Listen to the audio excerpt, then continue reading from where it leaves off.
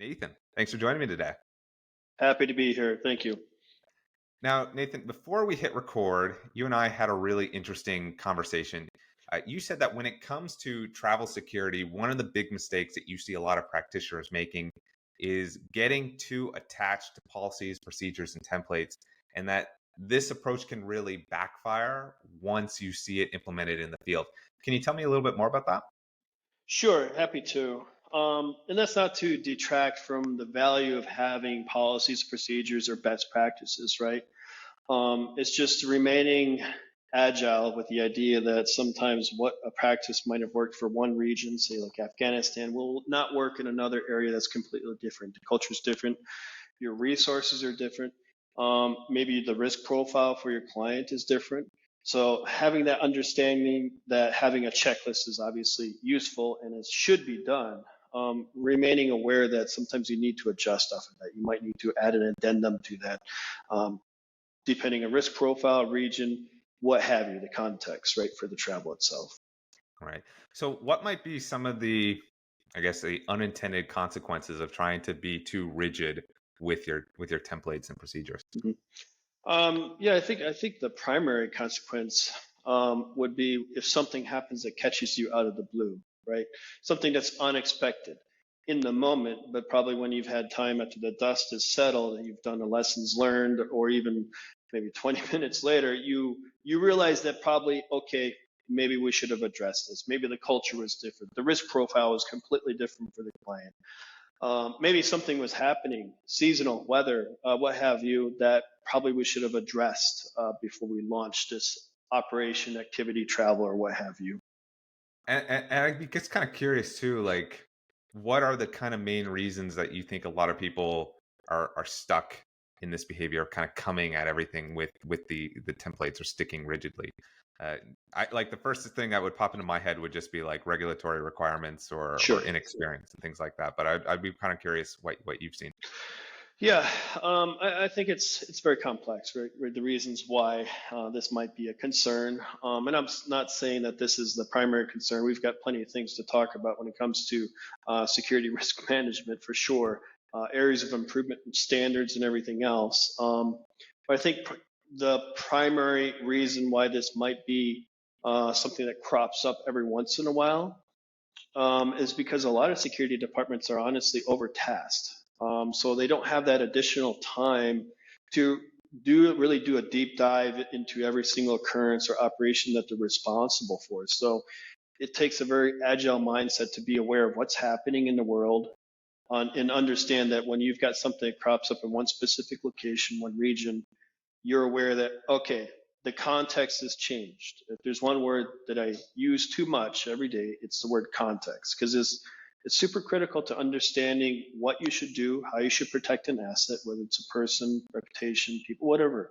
But context helps shape how you should approach a problem and come up with a solution. So I think that's probably the primary reason why it's missed, because most security departments are usually overtasked. So you've got a checklist, you've got the regulatory or the standards that you use, and that's good. You should have that. You should always be looking at updating them, refreshing them. But yeah, I think it's mainly because they're overtasked and they don't have that ability to slow down sometimes, take that pause, that tactical pause, and evaluate the situation before deploying.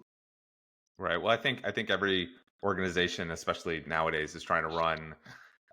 We're trying to get the work of two people out of one person and things like Sure, that. So, sure. yeah, I'd be curious, and I understand this is a security podcast. Sometimes people can't talk too much about what they've worked on and things like that. But I'd be curious if there was a time or a situation where you really learned this lesson yourself, and where this kind of lesson became crystal clear during your experience. Yeah, I wouldn't pull out like an exact scenario. I would say this is really just coming from a few years ago, the way that we do travel risk as a company, as an organization for our clients, how we had done it in the past. And I was tasked out with, this is what we've done. Let's try to improve upon it. And in typical fashion, I decided to burn it down and start over again. And kind of the process that we use, I call it like the I-trips method. It's agile enough, the introduction, the threats, the risks, the individual actions that you take, the emergency planning, and then the considerations. It's flexible enough so you still follow the same process no matter where you're going, but your responses in those your responses for managing that trip, your guidance to the traveler, whoever that's traveling, is going to be modified based on for their risk profile and the destination that they're going to. So they're aware of, they know, like when we go through these briefings with them, they know the format, like, and it's a good training opportunity for us. The format's the same, but the context and the content will change. So it's kind of solidifies for them over time, no matter if they're going to Kenya or if they're going to, Australia, honestly. Gotcha. That this kind of segues a bit into what I wanted to get into next, which is a little bit more about what are the specific details that this might look like.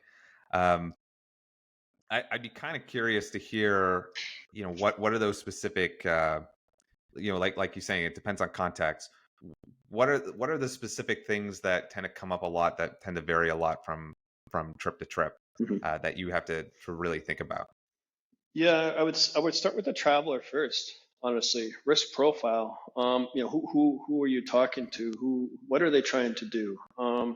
A lot of times we'll be asked to do travel risk management service for someone, and really the best value for us is to find out. Okay, you're going to Nigeria. What are you doing in Nigeria? Because honestly, that's going to help determine what we should tell you. Because if they're just going to Abuja, they're going to the Hilton Hotel and the embassy, and that's about it. Okay, that's pretty. That's typically kind of a low lift, right? We can manage that. But if you're telling us you're going to be traveling throughout Nigeria, you're going down to Lagos, you're going across the bridge or whatever, okay, and it's your first time to Nigeria, that kind of helps shape our response to them because it's obviously we're gonna make sure that they're prepared for their trip there. So I would start with first the traveler themselves, their risk profile, their experience, what they're doing. For those that are working, with maybe entertainers or public figures, obviously that risk profile is much bigger, different, right? So you've got to be prepared for that.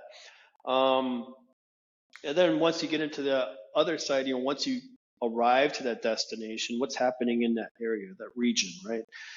Getting swept up on, current events, how that might impact the traveler, weather, environmental hazards, political protests, political tension, security situation, whatever. There's almost an unlimited amount of categories you could go through to be prepared. But just condensing that into something that's digestible for the traveler, so they understand. Because you could spend 6 hours briefing them, but they might only remember 10 minutes, right? So you've got to make that digestible for them, so they have that information, they know what to do with it if something were to occur.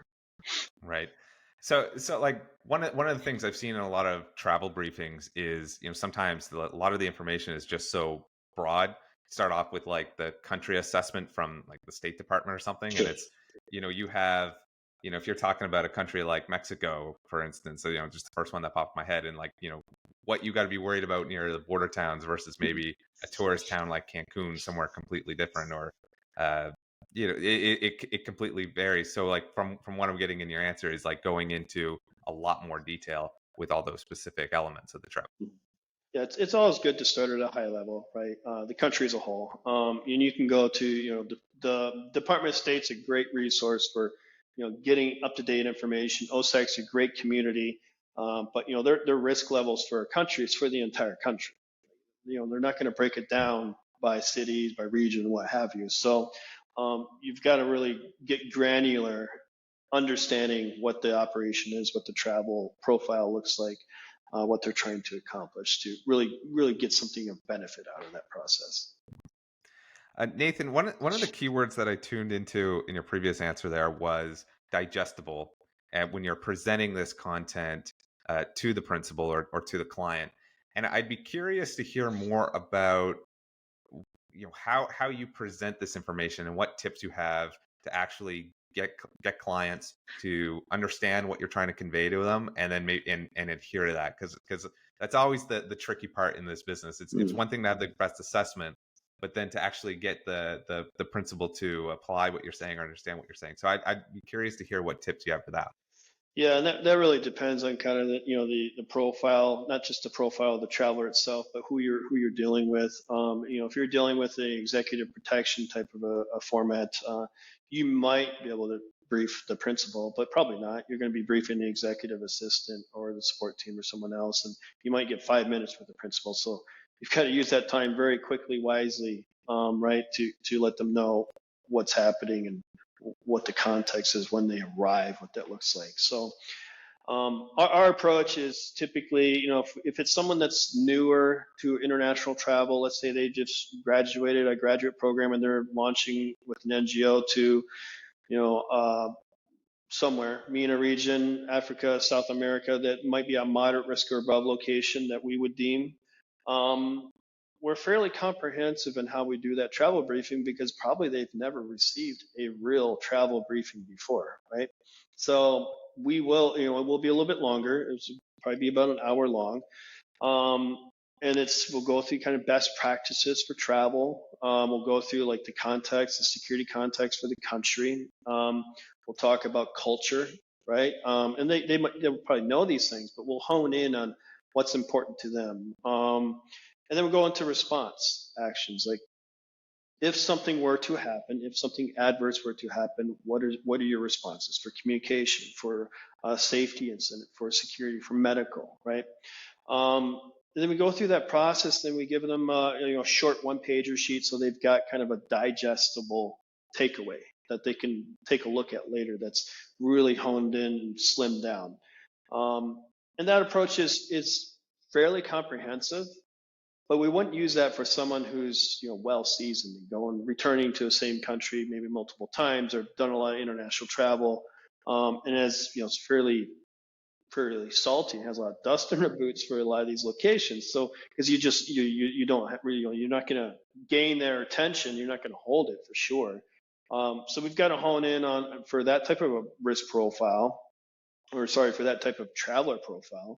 We're going to talk about what they're doing, activities, right? We're going to focus in on that. We'll talk about like current events as it relates to what they're trying to accomplish. So it really requires that soft skills to understand and read the individual, right, and understand kind of where they are, and kind of tailor it to their purpose. Our format doesn't change, but how the conversation goes during those travel briefings and the preparation part, yeah, that definitely has to be flexible because people are not machines, they're not robots. So one approach will not work for everyone.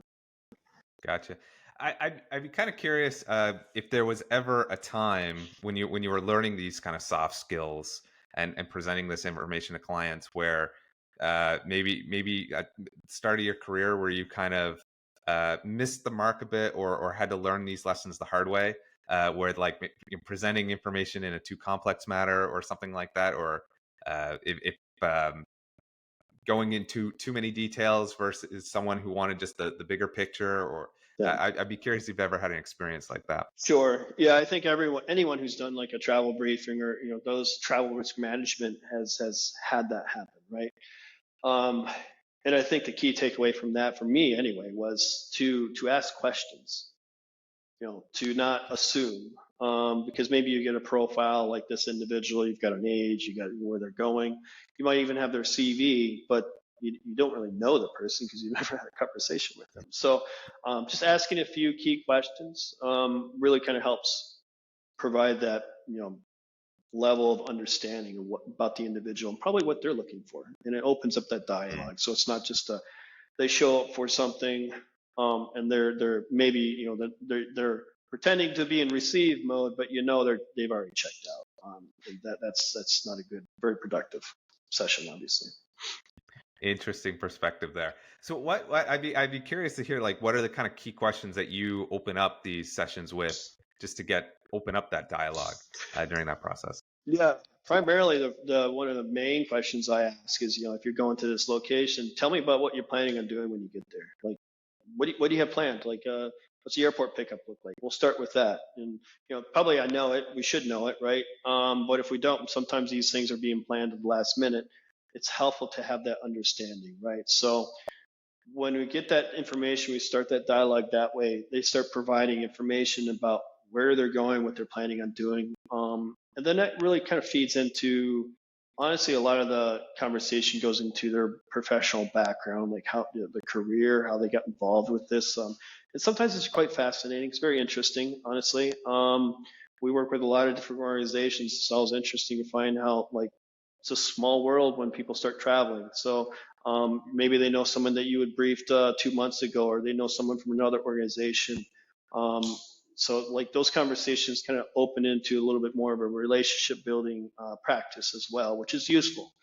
So then you can start to get a little bit more trust developed, that you know what you're talking about as a professional, and you respect them as a professional on their end, as a subject matter expert or whatever they're doing while they're arriving and traveling and operating in that destination. So it's very helpful, I think. That's typically has been my approach. Let's switch gears for a minute. I want you to talk to me as if I were a security analyst or practitioner, kind of at the bottom of the hierarchy, and trying to start to move up in my career. Um, if you were someone like me in that position, what advice would you be giving to someone that's has the ambition, that's looking to start moving up? What would you tell that person? Well, yeah. For first of all, I would say we've all been in that position at one time or another, right? Whatever career you find yourself in, whether it's in security management or another career, you've got to start somewhere. But if you're looking at management level, or you're looking at moving into another role, or maybe you've done like some type of work and you've decided that that's not really for me. I've done it for a couple of years. Maybe I want to do something else that's kind of in the same career field, but a completely different vertical. I would just say keep your options open.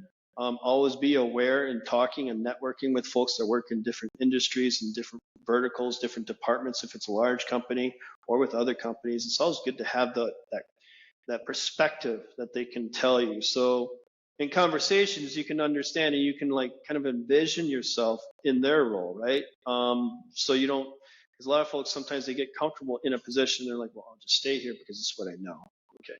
Um, that's a common problem sometimes. But be aggressive, but cautiously aggressive. I think has its own is useful reminder. I think so.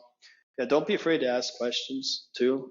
Um, I've asked plenty of dumb questions. I still ask lots of dumb questions. So like if you don't know the answer, don't be afraid to ask the questions. There's probably a clever way to ask a dumb question. I haven't figured it out yet, so I just ask it. But that's a useful skill.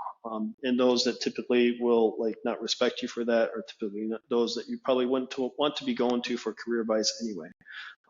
So that's what I'd say for that.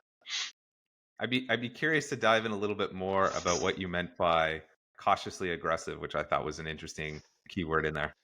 Right. Well, from the tactical perspective, coming from a Marine Corps background, it's that tactical pause. When you sometimes you get caught up in the momentum of the movement, whether room clearing or you're doing offensive actions or whatever the case might be. Sometimes that momentum will carry you beyond. You start driving faster than your headlights can see. You put yourself in a position that's too difficult to recover from. So be aggressive for sure, but have the foresight to look ahead and try to determine what the consequences are if you're successful, right? So just factor that into the whole process, and typically you'll see far enough ahead so you can envision what those scenarios as you put yourself in, and how you can respond to that. I like that analogy a lot. Driving faster than what your headlights can see. I like that quote. I'm gonna put that in the marketing materials for this Sure. podcast. All right, Nathan. We're coming up on all the time I promised to take from you today. What's the main takeaway you want listeners to remember from our conversation? Right. I guess probably the main takeaway, whether you're working in, whether you're working in the security field, or you're just a stakeholder in the security field or doing threat intelligence, what have you, the listeners of the show, I'm probably speaking to the choir here, but I would say the message honestly would be if you're utilizing a security element, a department or a team, communication is absolutely critical. If you know something is happening, an operation or travel is being planned, or something new is developing, the further ahead of time that you can let your security counterparts know what is happening, the better prepared they can be. And that's true whether you're doing travel risk management or if you're a team leader on an executive protection team. The client lets us know what's happening because they know that we need, things happen in the background, a lot of things. The better prepared we are, the better prepared you will look. And it's the same for true whether you're doing travel risk management for a university or doing corporate security. But that communication, the more advanced notice you can give to prepare them, it's just the better for the organization. Honestly, that would be my primary message. All right, Nathan. And how can listeners reach out if they want to learn more about what you do and get in touch? Sure. Yeah, they can reach out. We've got a website, rileyrisk.com. Pretty easy to find. I'm on LinkedIn as well, so they can reach out to me on LinkedIn, on Twitter for sure. On email, they can just reach out anytime they need to. All right, Nathan, thanks for being on the show. All right. Thank you.